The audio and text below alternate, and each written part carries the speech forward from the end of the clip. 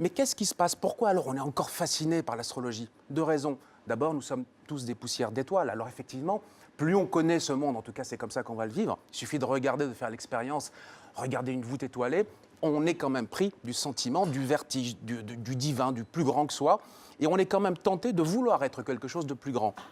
L'astrologie, c'est un art hyper égocentrique. Vous allez penser l'univers et mettre l'individu au centre. Mais enfin, c'est pour ça qu'on le regarde tous dans le journal.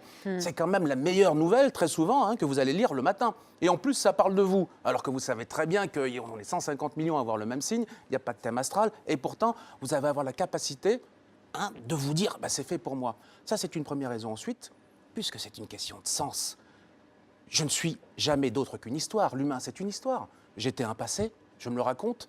Mon présent, je ne peux pas me le raconter et je suis déjà dans ce que je vais manger là parce que je sens que ça sent bon. Donc l'homme, c'est un récit.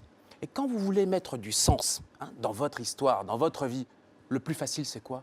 Ben, c'est de sauter les pages et d'aller voir la fin du récit. Alors on ne peut pas en vouloir aux gens de se dire, ben, l'astrologie, et si c'était une façon, comme d'autres arts divinatoires, de donner du sens à ma vie, parce qu'enfin, je vais pouvoir en comprendre une certaine logique.